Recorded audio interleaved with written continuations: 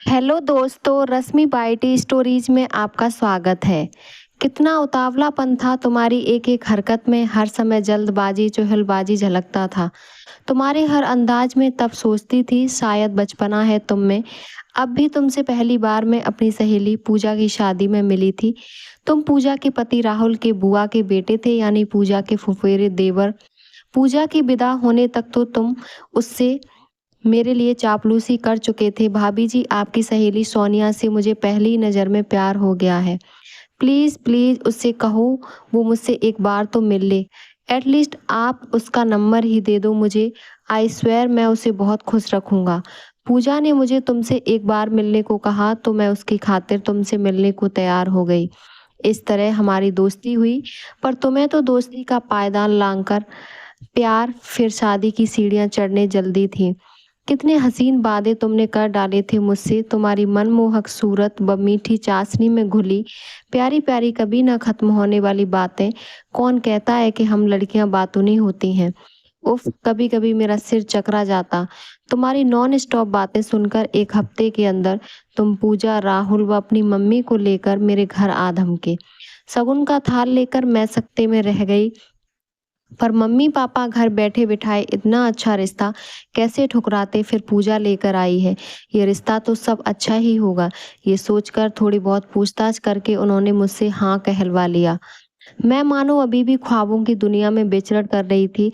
आखिर इनकार भी किस बात पर करती। तुम सुदर्शन, उच्च शिक्षित, अच्छी कंपनी में कार्यरत, व्यवहार कुशल लड़के थे और मेरी भी ग्रेजुएशन की पढ़ाई पूरी हो चुकी थी। उसी दिन झटपट रोके की रस्म अदायगी फिर हो गई। 3 दिन बाद सगाई हो गई। फिर एक हफ्ते बाद शादी भी हो गई। चट मंगनी पट ब्याह वाली कहावत का असली मतलब मुझे आज समझ में आया। चाहे जयमाला पहनाने का कार्यक्रम हो रहा हो या फेरों का, तुम हर वक्त जल्दबाजी चुहलबाजी करे जा रहे थे। थोड़ा अजीब लगा मुझे, पर तुम्हारा मेरे प्रति अगाध प्रेम समझ मैं शर्म से मुस्कुरा दी थी। अनायास तुमने मुझे चिकोटी काट ली और शरारत से आंख मार दी। सबके समक्ष तुम्हारा यह प्रेम प्रदर्शन अब मुझे गुदगुदाने के बजाय शर्मिंदगी दे रहा था। पर मैं चुप रही, ये सोचकर कि अभी नया नया खुमार है, वक्त के साथ सब ठीक हो जाएगा। मैंने पूजा से इस बारे में जिक्र किया तो उसने भी यही सब कह कर सांत्वना दी कि निखिल भैया बहुत प्यार करते हैं तुझसे, तू इन छोटी छोटी बातों पर ध्यान मत दे। अब तो तू मेरी देवरानी बनकर आ रही है। मैं बहुत खुश हूँ कि हम शादी के बाद भी मिलते रहेंगे, वरना शादी के बाद सहेलियां बिछड़ ही जाती हैं। परंतु तुम्हारा अजीबोगरीब बर्ताव मुझे खटक रहा था। शादी को 1 साल हो गया, तुम्हारा मेरे प्रति जुनून कम होने की बजाय बढ़ता ही जा रहा था। इसे प्यार तो नहीं कहेंगे जो तुम करते थे और दावा भी करते थे। फिर 9 माह बाद हमारे आंगन में नन्ही जीवा की किलकारी गूंजी। मेरे तो पांव जमी पर ही नहीं पड़ रहे थे। साथ ही ये उम्मीद भी बंधी थी कि शायद एक बेटी के बाप बनकर ही तुम में परिपक्वता व ठहराव आ जाएगा। पर मेरी इस उम्मीद पर भी तुमने पानी फेर दिया। तुम्हें सिर्फ मुझसे, मेरे जिस्म से ही मतलब होता था। अब तो मुझे तुमसे डर लगने लगा था। दिन ब दिन मेरी सेहत गिरती जा रही थी। मैं कुछ दिन शारीरिक व मानसिक विश्राम चाहती थी। तुम जीवा के संग न खेलते न उसकी तरफ देखते।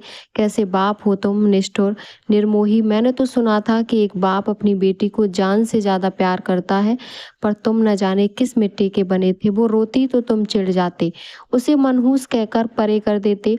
तुम्हें मेरे अलावा, मेरे जिस्म के सिवा कुछ न सूझता। जब तक तुम घर में रहते, कैसा प्यार है ये तुम्हारा, मुझे तो घुटन होने लगी थी। अब तुम्हारी मौजूदगी से जीवा के सामने भी तुम उल्टी सीधी हरकतें करने से बाज न आते। तो अब मैं थोड़ा सख्त रवैया अपनाने लगी थी। निखिल, बिहेव योर सेल्फ, कुछ तो लिहाज करो। अरे बच्ची के सामने तो कायदे से रहो। क्या असर पड़ेगा उस पर, वो बच्ची है अभी। वो क्या जाने ये सब। वो तो यही समझेगी कि उसके पापा उसकी मम्मा को कितना प्यार करते हैं। कभी कभी मुझे खुद पर गुस्सा आता कि मैंने निखिल से शादी करने में जल्दबाजी क्यों कर दी। अब मुझे तुमसे चिढ़ होने लगी थी। तुम्हारे ऐसे बेपरवाह व अमर्यादित व्यवहार से तंग आकर एक दिन मैं पूजा के घर तुम्हारी शिकायत करने पहुंच गई। मैंने उससे अपने दिल का हाल बताया तो वो भी चिंतित हो गई। उसने राहुल को ये सब बताया तो राहुल ने कहा कि वो निखिल से बात करेगा, उसे समझाएगा। तुम मेरी शिकायत लेकर गई थी पूजा भाभी और राहुल के पास। तुम्हें पता है मुझे कितना जलील होना पड़ा उन दोनों के सामने, सिर्फ तुम्हारी वजह से। मेरा प्यार करना तुम्हें छिचोरापन लगता है। किस लिए तुमसे शादी की है मैंने तुमसे? और औरत किस लिए बनी हो तुम? पति को संतुष्ट रखने के लिए ही ना, उसकी ज़रूरत पूरी करने के लिए। पत्नी हो तुम मेरी, पूरा हक है मेरा तुम पर, तुम्हारे शरीर पर, चाहे तुम चाहो या ना चाहो। मेरा जब जहाँ जैसे मन करेगा तुम्हें उसी वक्त मेरी इच्छा पूरी करनी होगी। समझ गई तुम? और हाँ, आज के बाद किसी से भी इस बारे में जिक्र भी किया तो देख लेना, मुझसे बुरा कोई नहीं होगा। आते ही तुम मुझ पर भड़क उठे। ये सब सुन के मैं सकते में आ गई। स्थिति बनने के बजाय और बिगड़ गई। अब तुम और ज्यादा मनमानी करने लगे। तुम्हें मेरे शरीर के सिवाय कुछ दिखता ही नहीं था। हवस का राक्षस तुम पर ऐसा सवार हो रहा था कि तुम मेरे अंदर की स्त्री धीरे धीरे दम तोड़ रही थी। पर तुम बेखबर थे। तुम मेरे दिल, मेरी रूह तक पहुंचे ही कब थे जो मेरी पीड़ा समझते। मैं विरोध करती तो तुम बलात्कारियों की तरह पेश आते। एक दिन मैंने जॉब करने की बात तुम्हारे सामने रखी तो तुम उखड़ गए। किस बात की कमी है तुम्हें जो नौकरी करनी है? तो मैं जीवा को मैं मम्मी जी के पास सुलाने लगी थी। कम से कम वो तुम्हारा ये घिनौना रूप तो न देखे।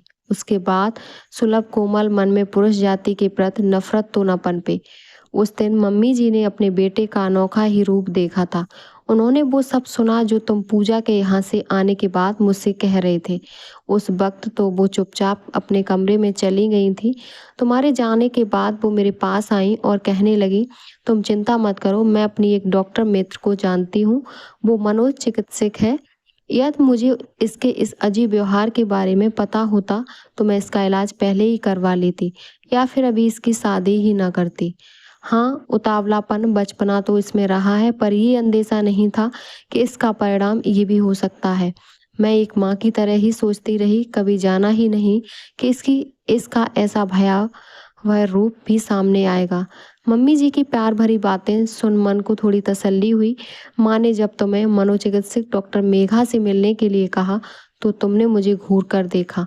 तुम्हें लगा ही कि मैंने फिर से तुम्हारी शिकायत की है और तुम गुस्से में मुझे उल्टा सीधा सुनाकर ऑफिस के लिए निकल गए। तब मैं और माँ डॉक्टर से मिलने गए, उन्हें सारी बातें विस्तार से समझाई।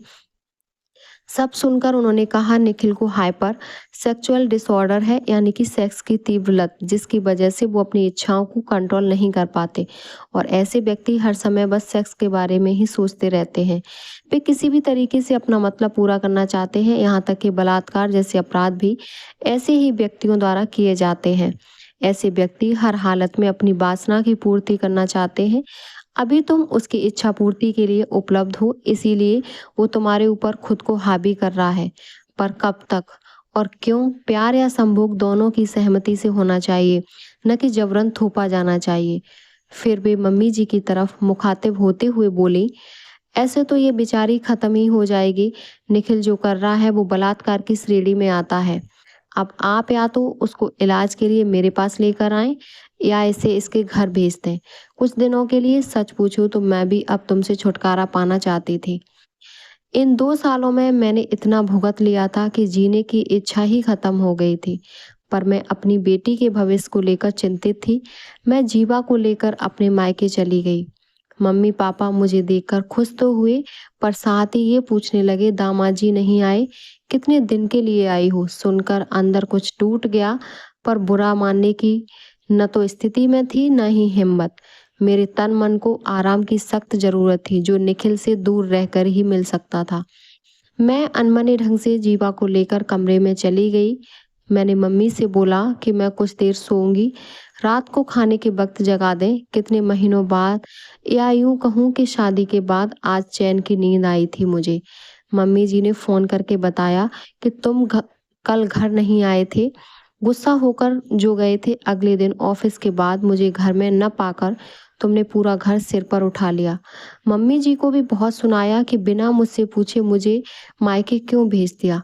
अगले दिन शाम तक तुम मेरे यहाँ आ धमके और मेरा हाथ पकड़कर अपने घर ले जाने लगे। मम्मी पापा मनोहार में लगे थे पर तुम बदतमीजी पर बदतमीजी किए जा रहे थे। तब पापा ने सख्त होकर कहा, सोनिया आज कहीं नहीं जाएगी, ये कुछ दिन हमारे साथ रहेगी। उसकी हालत तो देखो कितनी कमजोर लग रही है। आप चाहें तो आप भी रुक लें यहाँ या अभी अपने घर चले जाएं। मैं इसे खुद आपके पास छोड़ आऊंगा। ओफो पापा, ये क्या कर दिया आपने? इसे रुकने को क्यों बोला? मैंने मन ही मन में कहा। मैं तुम्हें अनदेखा कर मम्मी के पास सोने चली गई। मैं मम्मी के पास चैन की नींद सो रही थी कि अचानक मुझे लगा कि कोई मुझे जगा रहा है। आंखें खोली तो देखा तुम थे। तुमने मेरे मुंह पर हाथ रख दिया और तुम मुझे अपने साथ ले जाने के लिए खींचने लगे। तुम्हारे हट्टे कट्टे वजूद के आगे मैंने हथियार डाल दिए। वो रात मेरे लिए बहुत भयानक रात थी। तुम सुबह सबके जगने से पहले चले गए। मम्मी जब मुझे उठाने आई तो मेरी हालत देख उनकी रूह कांप उठी। मम्मी का प्यार भरा स्पर्श पाकर मैं बेहताशा रो पड़ी और रोते रोते सब बातें बताई। मम्मी एकदम सख्ते में आ गई, रोते हुए बोली, मुझे माफ कर दो बेटा, मुझे नहीं पता था कि निखिल ऐसा दरिंदा है जो अपनी ही पत्नी के साथ ऐसा सलूक करेगा। इसके साथ रहना खतरे से खाली नहीं है। जीवा भी बड़ी हो रही है। उस पे उस पे इस बात का क्या असर होगा? मैं अभी तुम्हारी सास को फोन करके बुलाती हूँ। फिर मम्मी ने सारी बातें पापा को बताई। मम्मी जी के आने के बाद मम्मी पापा ने उनसे बात की तो मम्मी जी ने मेरा ही साथ दिया। उन्होंने उसी समय निखिल को फ़ोन करके आने को कहा। इधर पापा ने पुलिस को भी फ़ोन कर दिया। मम्मी जी ने तुमसे मेरे साथ दुर्व्यवहार व दुराचार के बारे में पूछा तो तुम मुझे आग्नेय दृष्टि से देखने लगे। अभी भी तुम्हारी आंखों में शर्मिंदगी नहीं थी। तुम ठीठ बने खड़े मुझे घूरते रहे। मम्मी जी ने कहा, तू इंसान है या हैवान? इस तरह कोई अपनी पत्नी के साथ पेश आता है? देख क्या हालत बना दी है तूने इसकी। ये पति पत्नी का आपस का मामला है, आप लोग इससे दूर ही रहें। सोनिया तो कुछ बोल ही नहीं रही और आप लोग खामखा वकील बने फिर रहे हैं। चलो सोनिया घर चलो, मुझे रोज रोज यहाँ आना अच्छा नहीं लगता। तो मेरा हाथ पकड़कर ले जाने लगे तो मैंने झटके से अपना हाथ छुड़ा लिया। नहीं जाना मुझे तुम्हारे जैसे राक्षस के साथ कहीं। अब मैं तुम्हारे साथ और नहीं रह सकती। क्या क्या कहा तूने? मेरे साथ नहीं रह सकती? तेरे बाप ने तुझे पट्टी पढ़ाई होगी ना। मेरा इनकार सुन तुम सख्ते में आ गई। काश मैं ये हिम्मत पहले दिखाई होती। मैं गुस्से में कांपने लगी।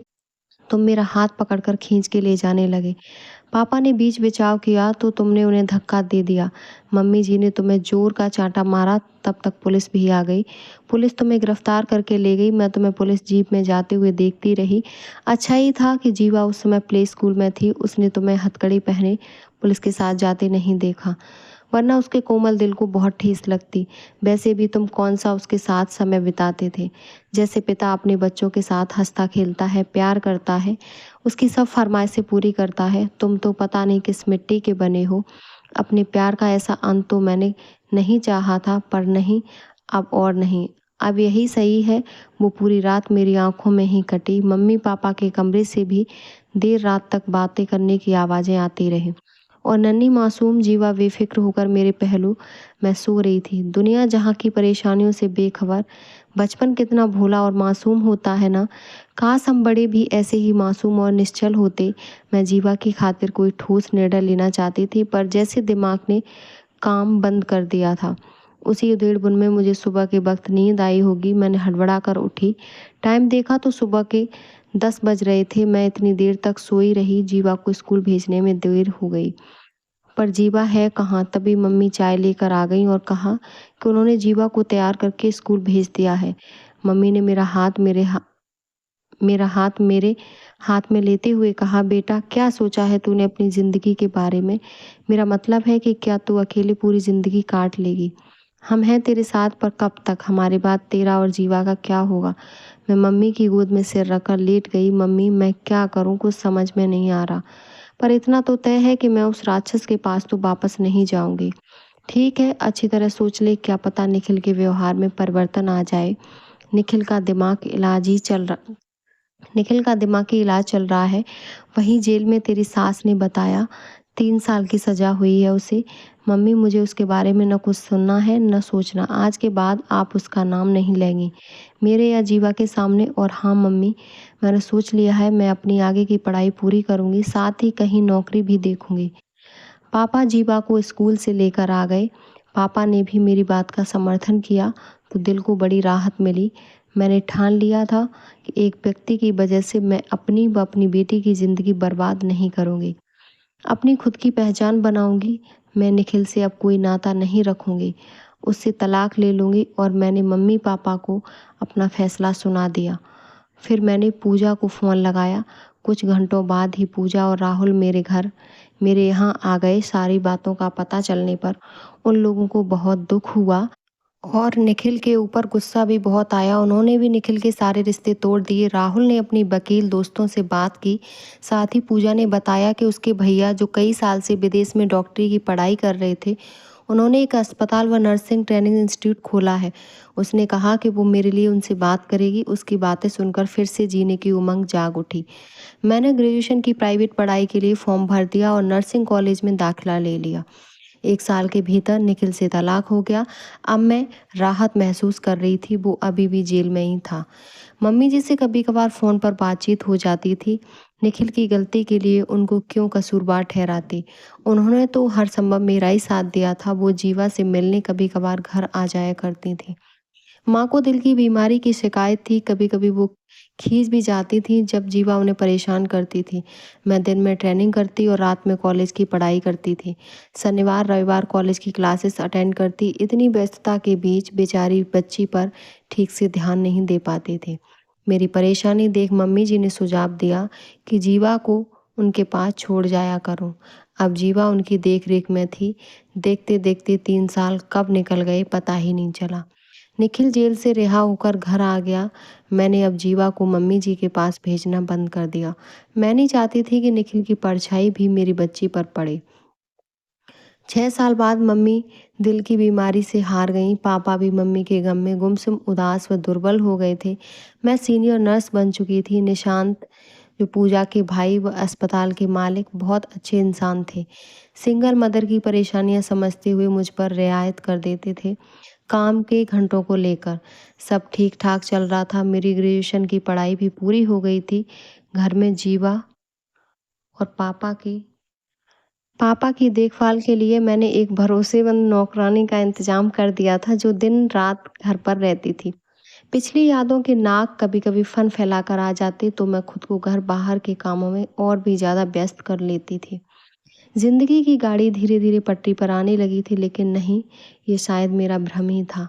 ऐसा अच्छा मेरा नसीब कहाँ। एक दिन जब मैं घर पर ही थी तभी जीवा बड़े गुस्से में घर आई।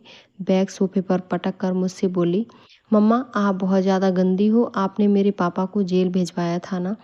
क्या बोल रही है जीवा। मैंने किसने कहा तुझसे ये सब। वो शिवानी बोल रही थी कि आप सबने मिलकर मेरे पापा को जेल भिजवा दिया और मुझे मेरे पापा से अलग कर दिया।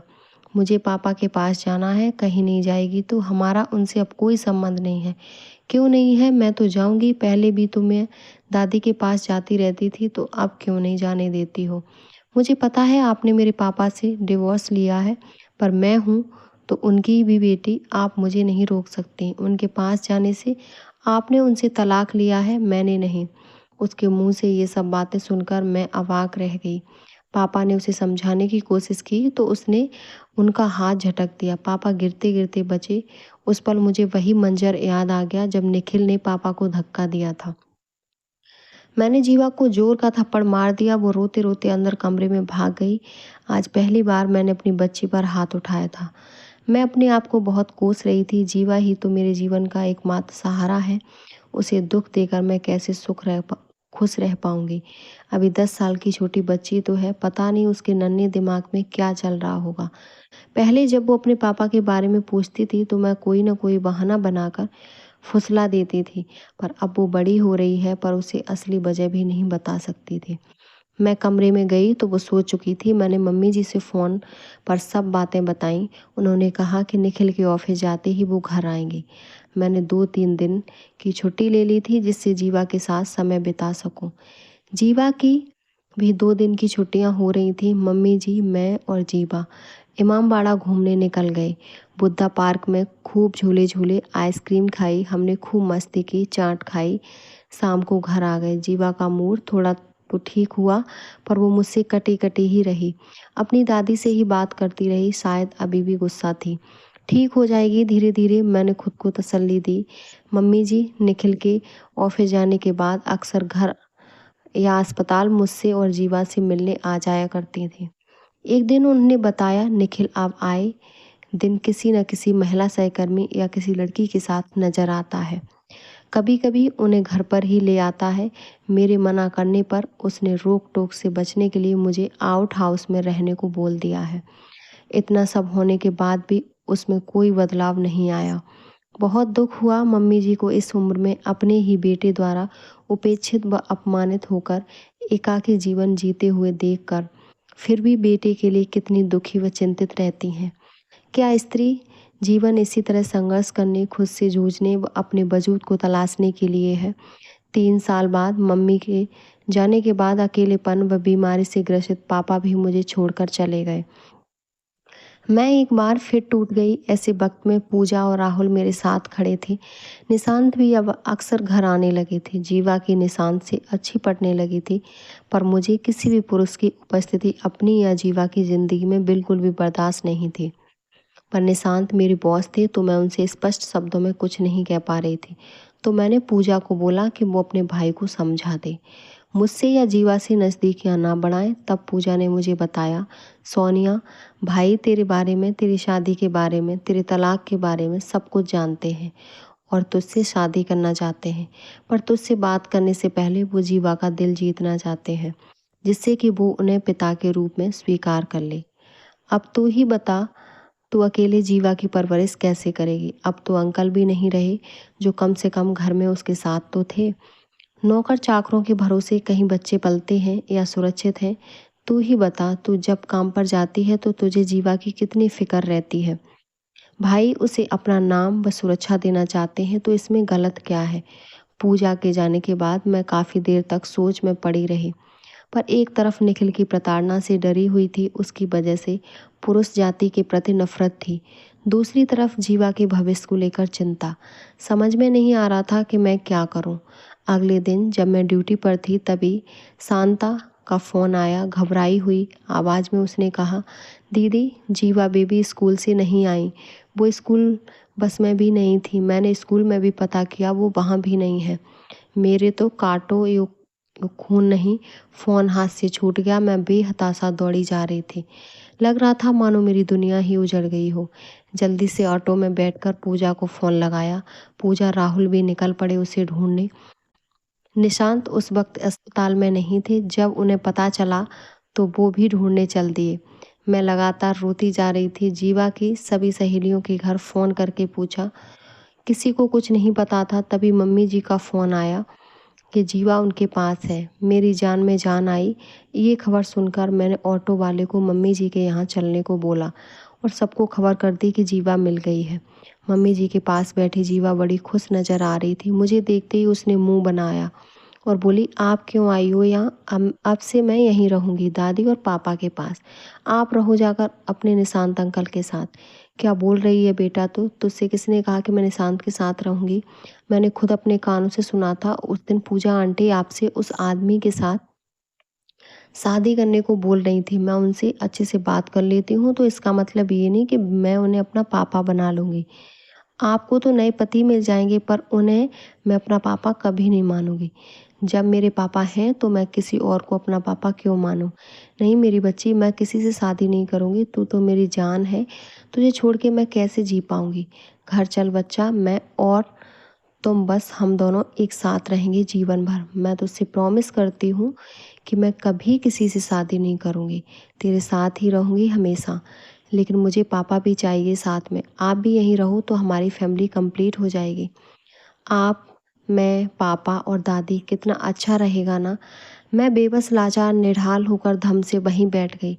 मम्मी जी ने मुझे सहारा देकर उठाया और पानी पिलाया। उन्होंने जीवा को कहा कि वो गार्डन में जाकर खेल ले, वहाँ रंग बिरंगे फूल खिले हैं। जीवा के जाने के बाद उन्होंने कहा कि वो उसे प्यार से समझा बुझाकर कल घर ले आएंगे। शनिवार रविवार वैसे भी उसके स्कूल की छुट्टी है।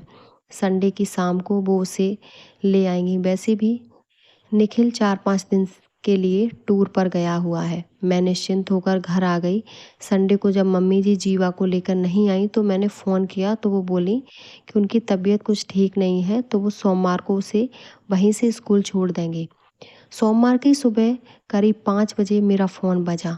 इतनी सुबह किसका फ़ोन होगा? शायद हॉस्पिटल से होगा। फ़ोन उठाया तो मम्मी जी का फ़ोन था। सोनिया, मैंने निखिल को मार दिया। क्या बोल रही हैं मम्मी जी? मार दिया मतलब? तू बस आ जा। ओके ओके, मैं आती हूँ।